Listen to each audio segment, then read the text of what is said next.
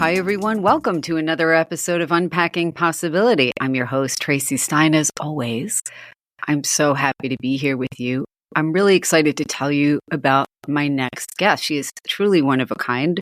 Her name is Anika Pavel. You may be familiar with that name, and you'll hear why in a moment. So Anika was born Jarmila Kochvarova in Czechoslovakia. What was intended as a one-year stay in England turned her into a refugee when the Soviet Union invaded her homeland. And this wrote a bloody end to the Prague Spring. So Anika received a crash course in life that took her from sleeping in a telephone booth, if you can believe it, at the Victoria Railway Station in London, to waitressing, to the lights of the fashion runway, and onto magazine covers, and even a James Bond appearance. Under the more pronounceable moniker Anika Pavel. When the lights had dimmed, she returned to her first love, which is writing. Her work has been published in print, online, and it's been nominated for a Pushcart Prize. So Anika, welcome. Thank you. I'm so excited to meet you. Thank you. I'm pleased to be here. You have such an incredible story. And I had a chance to begin your book. I have not yet finished it, but you really write with such genuineness, and you really take the reader very quickly into your journey. I almost felt like I was there as you were describing everything you had experienced. And that's not easy to do. So it's a really compelling work. I'm very interested to hear you share more about your journey from Czechoslovakia to becoming a model, an actress, a writer, somebody with international cachet. So tell us more. Well, it was a career that wasn't particularly designed. I didn't come to England to be a model. I came to learn to speak English, and I was hoping to be a journalist. But when the Soviet Union invaded Czechoslovakia, that all came all unglued. And as time went by, I've realized that really the longer I stayed in England, because they didn't shut the door instantly, and so I stayed for 2 years, during which time I did become a model. I won a competition to be a model, which was kind of more accidental. And so by the time they closed the door on us and ordered everyone to come back, it was a dubious what my future would have been like. Anyone could have just called me a traitor or, working for the British, and that would land me in prison. And people did a lot of things to climb on somebody else's shoulders. This has been, and I grew up with it when the Russians, and first after the war, how they used to have these show trials, and my father would listen to it. And it stayed with me forever. And I was afraid of it. And so I have decided to stay in England. And, it kind of evolved from there. There were a number of problems that I had to deal with. But, when you are young, the world is your oyster. And I never really thought about possibility of failing. I just believed that I would be perfectly fine and I will do it. And I just worked hard. Sometimes I had 3 jobs, but ultimately I had a goal and I knew that I will succeed. Could you really, as a very young woman, you were dealing with quite a lot of stress and uncertainty, concern about your family. And I'm wondering if you can say a little bit more. I like that, you bring awareness to the refugee experience, the immigrant experience. We'll get more into that a little bit. But, as a young girl, here you were in a completely different country without, familiar family and friends, and everything was different. having to learn a new language very quickly. And I'm wondering if you can talk a little bit more about what that was like. Well, I was busy. I had to learn a language, and I find myself being completely alone because I did not know anybody. I was in England only a few months, 6, 7 months when the Russians invaded Russians, what's the difference? When they invaded Czechoslovakia. And that's why I love that it's happening again. I know how it feels to all those refugees that are pouring out. And when you're afraid to go home. And so I had to deal with what I had to deal with head on because there was no one to turn to. And I was lucky with a lot of people who were helpful, that gave me jobs. Even my English wasn't quite good enough. But they thought, don't worry, you'll learn. And I did. And it's sometimes hard for me to go back and think about it, because when you're in the middle of it, you just kind of deal with it. And it's sometimes when I was writing a book, sometimes I would burst to tears.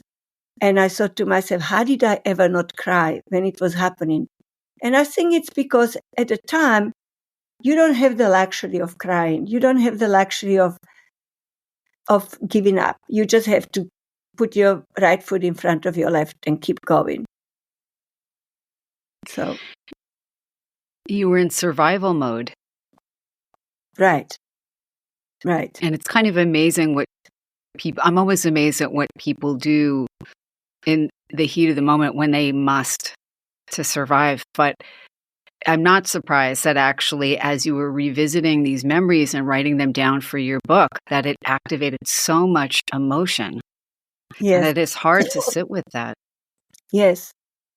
And my mother was at the time ill, and that was also a responsibility I had to take on. But I felt fortunate that eventually I was able to supply the medication that was not available in Czechoslovakia, and she lived a lot longer than she would have done if she didn't have that medication, and that made me feel good and kept me going. You had so much on your shoulders, though, as a young person, as a teenager. And I think that's hard for, a lot of people today to wrap their minds around. And we can talk more about that in a moment, because you alluded to, again, your compassion right now for people who are suffering under similar circumstances. Right. It's very important in so many ways when people are unable to put themselves in a shoes of those who are suffering. And not everybody succeed. I had an uncle in my family, my that I write about, my mother's uncle, who left as a young 18-year-old boy to go to America. And he ended up in Pennsylvania, and he worked in mines, and he contracted tuberculosis. He never made enough money to come back, and died quite young, really.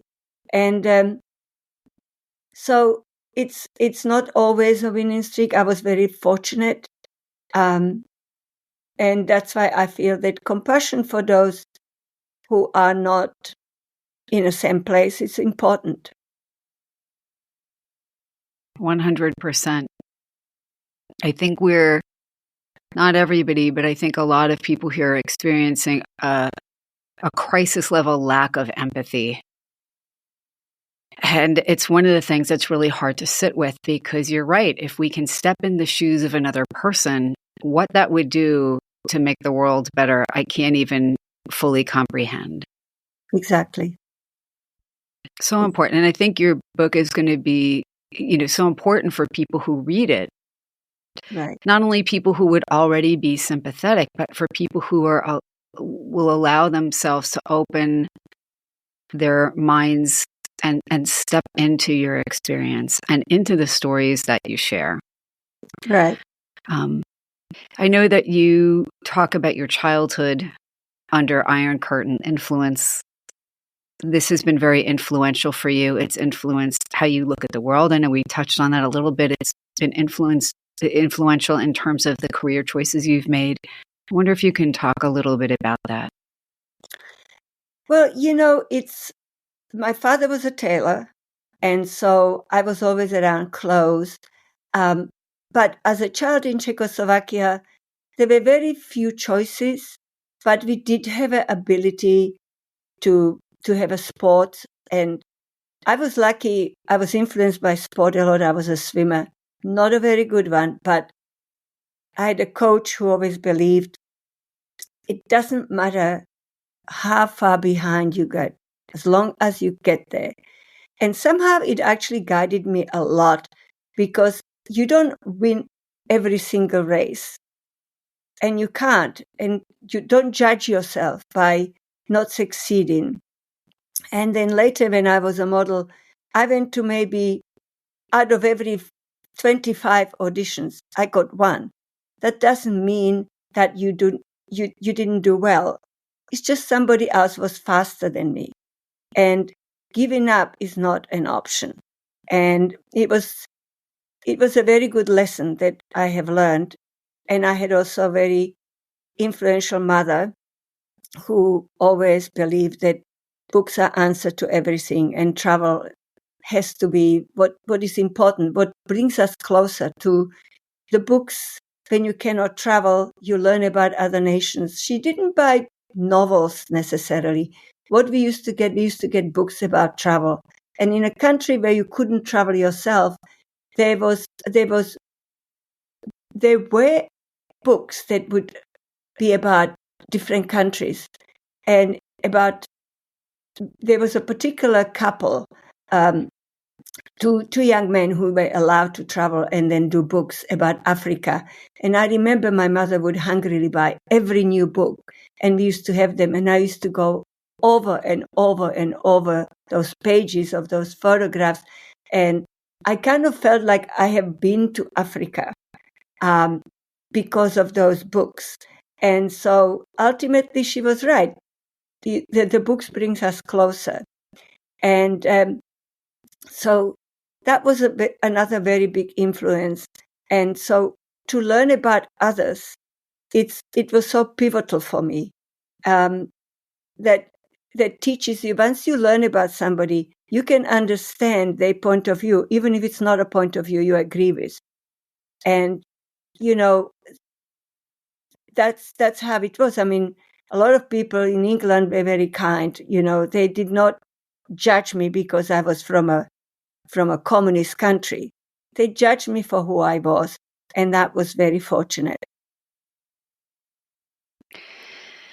You're making me think of a few things from the beginning of your book.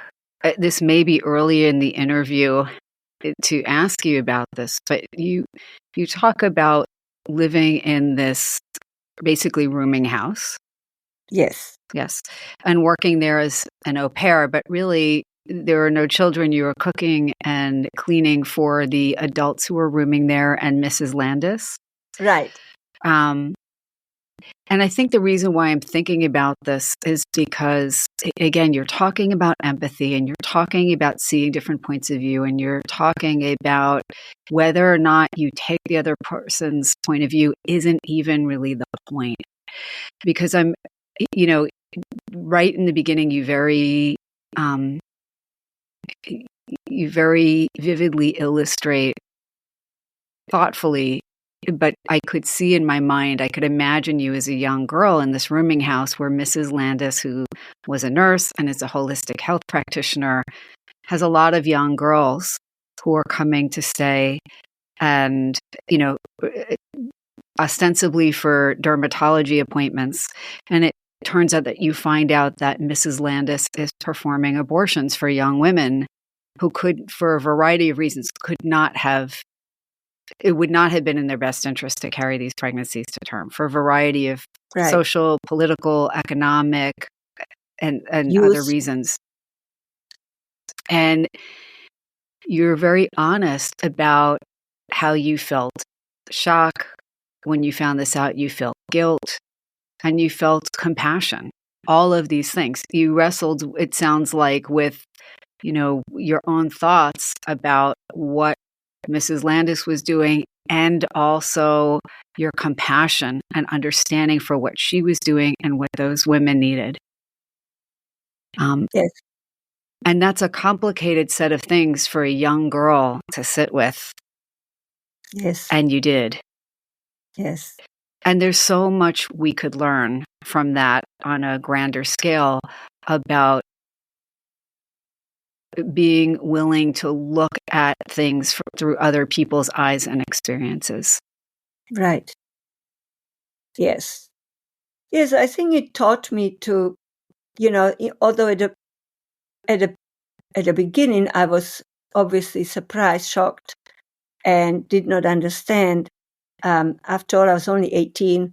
But as time went by more and more, I began to understand, and especially knowing that I myself, I write at the end when it really sat with me when I realized, what would I do? I had nobody. Everyone was leaning on me. And some of those girls, at least one or two I knew, were in a similar condition. It's easy to judge, but it's much harder to help. And that's why I decided to always try to help. And I was glad I did, as feeble as my help was. And that's why ultimately I have been so thankful that I was not just, that I came to, it's kind of almost like, I sometimes think it's a destiny, if anyone does believe it or not, that I ended up not taking care of the children, but I ended up with somebody who was very deep and complicated, but very kind, and who enriched my life so much. And we stayed in touch until her death. And I feel that I was extremely fortunate and lucky. It's serendipity that I ended up being in that place instead of anywhere else. And I was always surrounded. My grandmother was a very forward-thinking person and different. And I think that I always moved in those circles. It's almost like I was in a wave of life where these things happen for a reason. They happen because it's almost like somebody decided, not only will you survive it, you will also be enriched and you'll be better for it. And I feel I am. So I'm grateful for that. Oh, beautifully said. And you very thoughtfully handle these complex topics in also a very real and genuine way. And I wanted you to know that I appreciated that when I was reading that. Thank you. You've alluded to your motivation for writing this book. I'm sure it's even bigger than that. Usually a last question I would ask is what you hope readers take from it. But I think from our conversation, they're already getting a sense that there is so much to take from it. Yes. I never felt that I wanted to write biography or anything like that. I didn't think of myself as somebody anyone would want to know about. And so I started to write short story because I loved writing and I wanted to be a journalist, which is short-term writing. So I was always into essays rather than a long, big, complicated book. And so I started to write essays and I was surprised how well received they were. Later on, I had a very good editor who helped me sort of link the essays together. and put them in the right order because, I wrote them.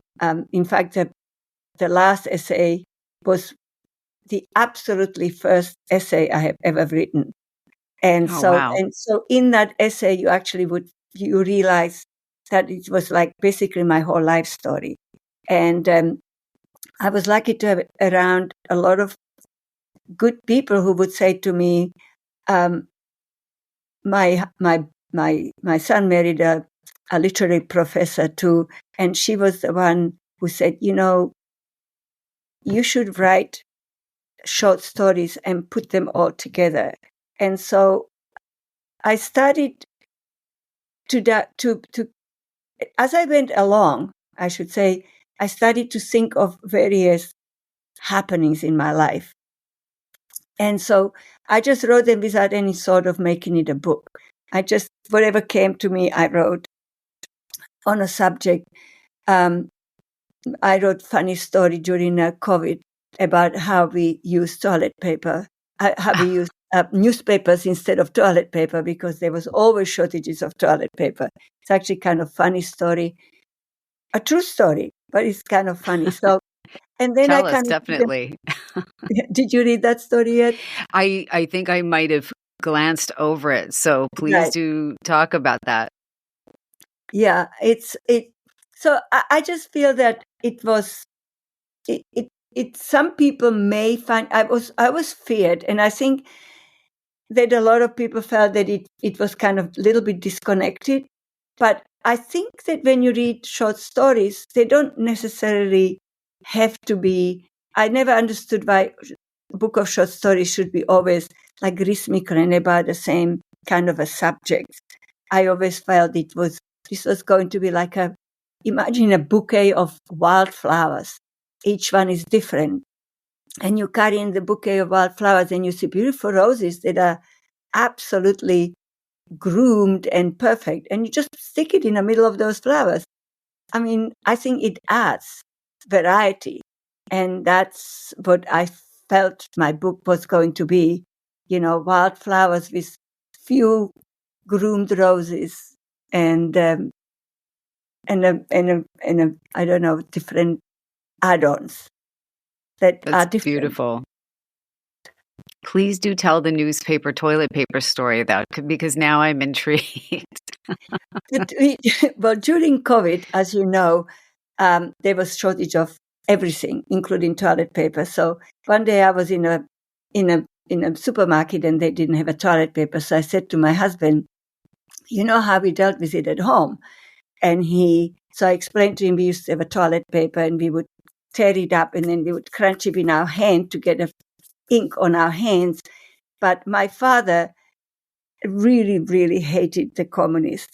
And so he would take out photographs of like Brezhnev and various and Novotny. And he also, so he used to use the people who he disliked to use it as a toilet paper. So that was little revenge for these people that their faces were kissing his behind. So yes, it was in So, Philadelphia Journal, and they thought it was very funny. So oh my goodness, that is hilarious. And I bet a lot of people can secretly relate to that, even if they have not done that. yeah, well, my husband said, "This will block up our pipes." I said, "Well, we clearly had white pipes because we had all the time."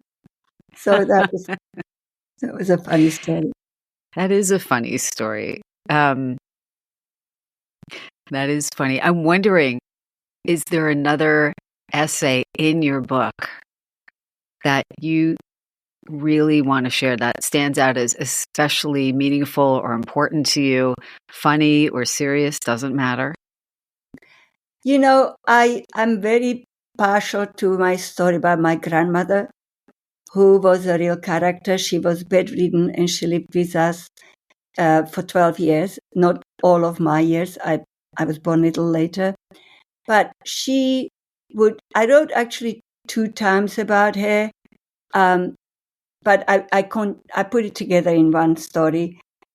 She used to be on a bed and my father would sew, and he would, when he hated the communists like you would not believe. So anytime something happened, if his thread was tearing, he would be cursing, and he used to swear.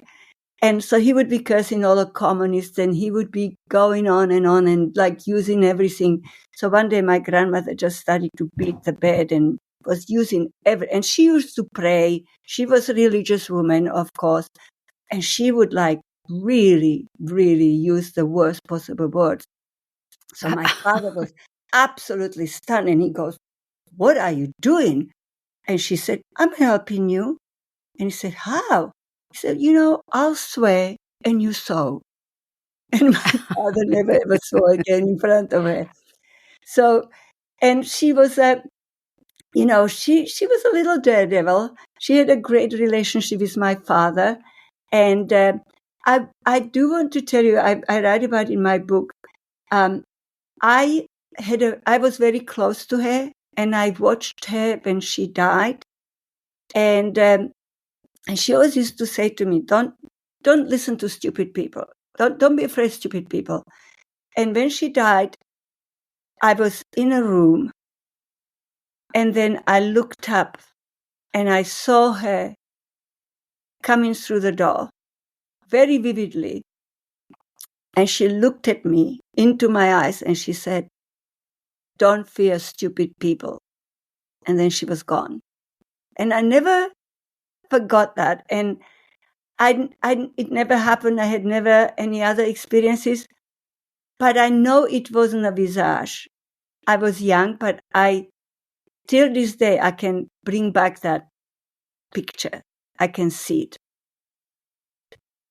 And it didn't frighten me. Of course, you're speaking to the right person about after-death communications. I know you listened to my most recent podcast episode about grief and after-death communications, and I'm glad you felt comfortable sharing that because, it's far more common than people think to have an experience when someone passes away. And, you're awake. It is not a delusion. It is not a hallucination. It is not a figment of somebody's imagination.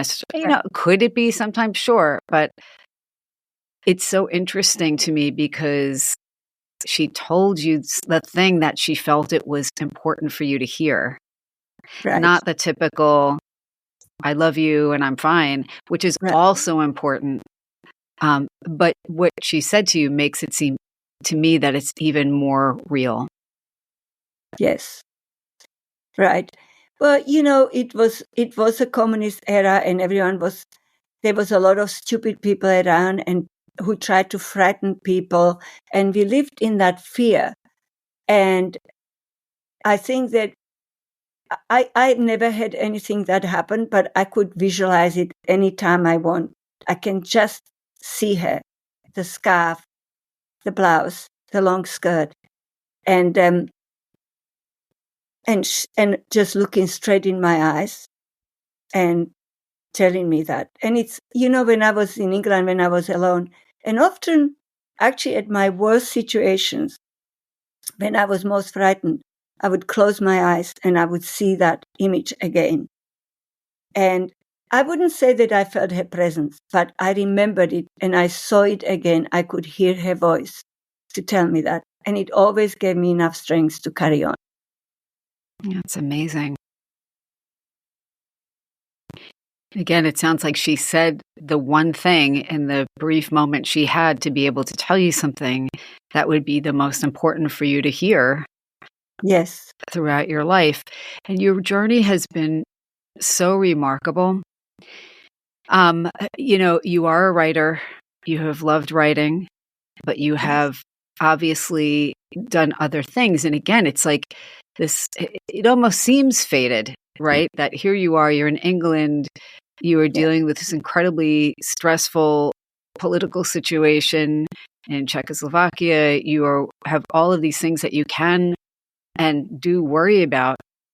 but somehow you're on this path where you become a working model, a successful model. You wind up in a James Bond movie. I mean, how Yes. many people can say that? I'm wondering if you want to talk a little bit about that and what that was like for you. Well, yeah, it was kind of a surreal a little bit for me, because, as I write also, I was always a tomboy. I have two older brothers, and, I was more suited to kick a can down the road or skate and swim and do whatever I needed to do. Um, so for me to end up being a model was quite a lot, and I write about it. It took me a long time to accept, and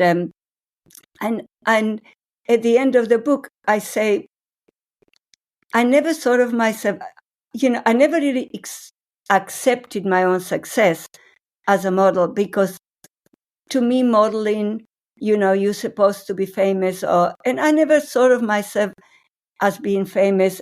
There was a time that people in England, I was in the papers long enough that people may have, but I always saw the tomboy rather than the cover of a magazine. And, I was always very critical of my work. And so it was hard for me.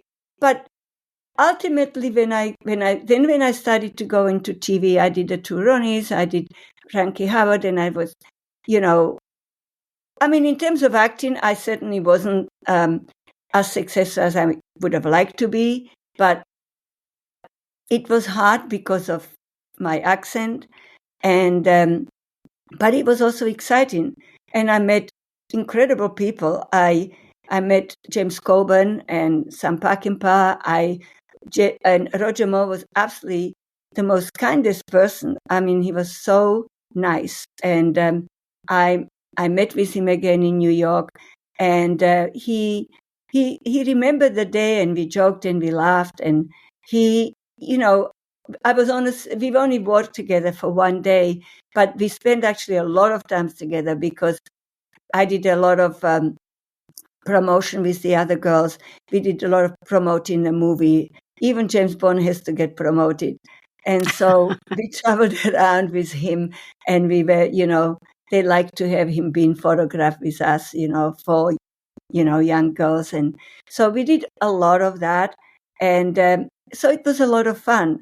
And you kind of like, so I remember sitting sometimes and all these photographs like blacking and, shouting, and I'm standing there and I was like, so this is what fame is like. And although I knew that all of that hoopla was for Roger Moore more than for us, but we were part of it. And that was a lot of fun. And that was, maybe then I thought, well, maybe I'm not as much of a tomboy as I thought I was.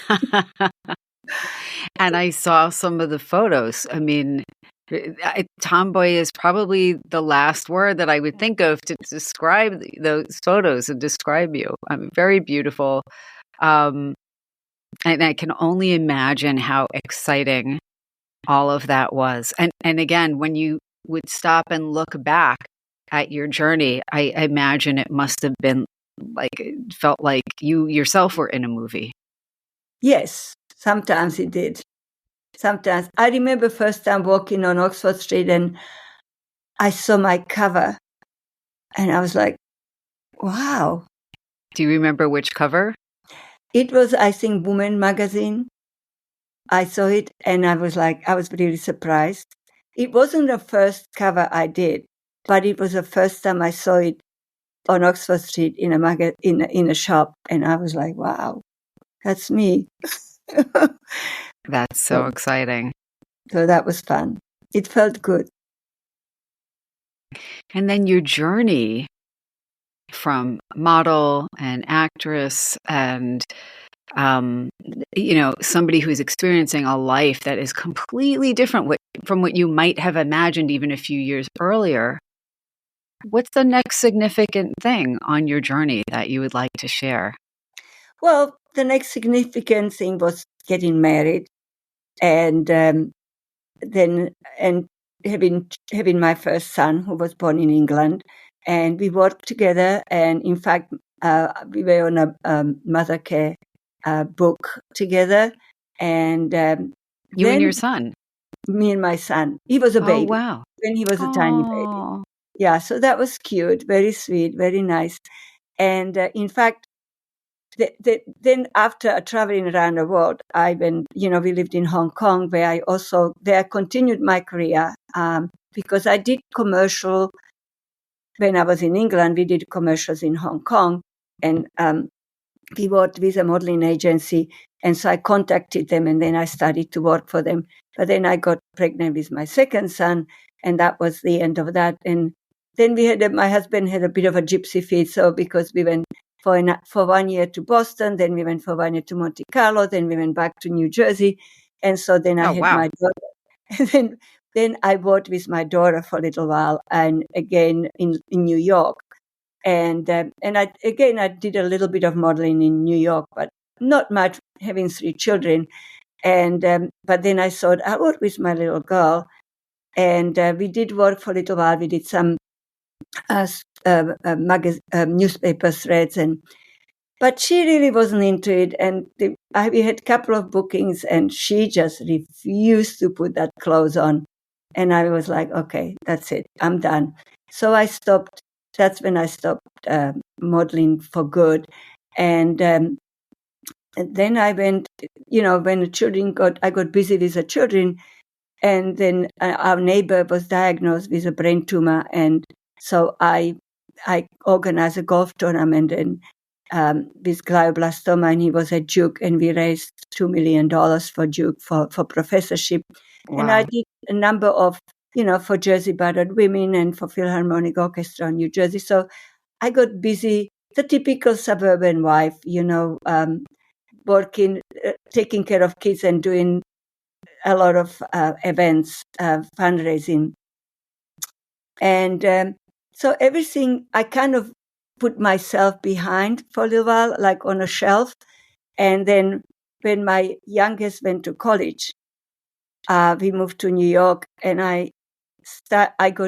that's how it happened. I adopted a dog because I always had a dog from shelter. So I adopted the dog Barney, the cutest dog you have ever seen. He was just the most beautiful little dog. He came from Mississippi in a shelter. And I was looking at him and I was thinking, who would give up this amazing, amazing dog? And I sat there one day, I remember that, and I started to write, creating in my mind, what could it possibly be?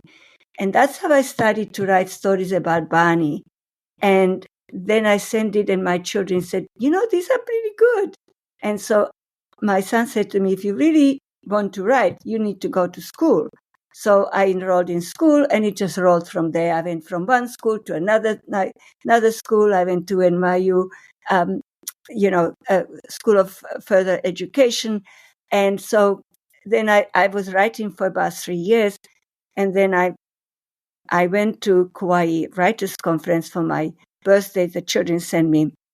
And I met a lot of people. And I was thinking, everybody was submitting. And I was like, why don't I submit my story? And then the first story I submitted got accepted. And then it rolled from there. That is amazing. And by the way, I have to tell you, I don't think not that suburban moms don't do all kinds of wonderful things, but it sounds like you raised money on steroids, as they say, raising $2 billion for Duke, for your neighbors, when he was going through glioblastoma treatment. And that's pretty remarkable. And it sounds like you've really used your success and your fame and your platform to do good and to be of service. Yeah. And I think your book and your writing is another form of service. I don't know. What do you think? Well, I'd like to think that maybe the book will put a smile on somebody's face who feels sad, or somebody who feels, I can't take this anymore, will read my book and say, you know what, it does get better. And in the end, what might be absolutely devastating at a time, it moves, it passes. And there's a story about that too in my book, but I'm not giving everything away. No, of course not. I want to be mindful of your time, but I want to ask you another question or two. Okay. Just, I wanted to ask you what advice you might have for somebody who's starting over in a new country or facing adversity. Well, if you are in a new country, I would say the first thing, learn to speak the language. It's very, very important. I really didn't sleep. It's most important because when you cannot communicate, you feel so powerless. You feel so diminished. I cried myself to sleep the first few weeks when I couldn't express myself. I was trying to say something, and I find it personally. I find it incredibly frustrating and painful. And so, I would say to everybody: first, learn to speak the language, and then learn as much as you possibly can about your new country, and try to understand and try to learn. I think that the learning, and try to give back. Try to give other people who are coming in. Like, there are people always coming in. And, I would always have lots of Slovaks and Czechs, and we would be, sometimes I would come in, I would just count the shoes and to see how many were in my apartment on that particular night.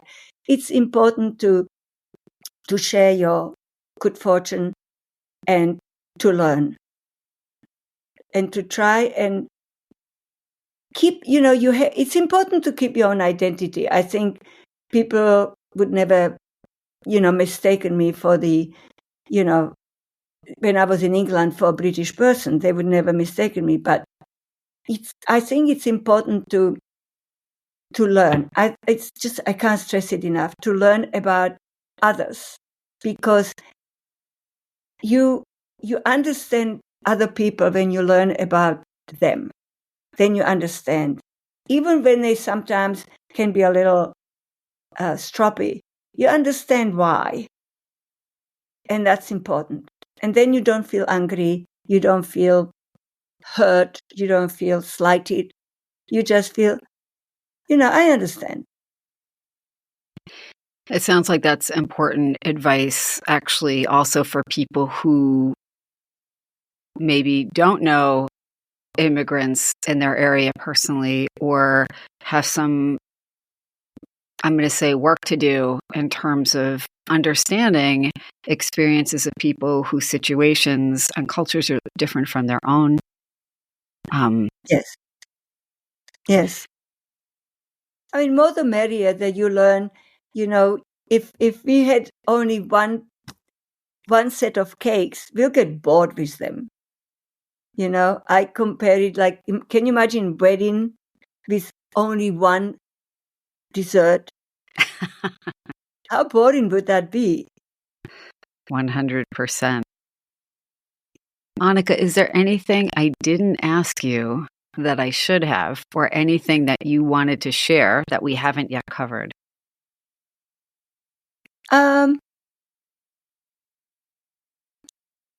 I think we covered pretty much everything. I guess I would just say, never give up. Always believe. And I think people should not think just because they didn't reach the top of the ladder that they are not successful. As long as you climbed as far as you could and you are able to, you have reached your success. And I'm saying this because that's what I had personally problems. I never thought I've done enough because I didn't get to the top.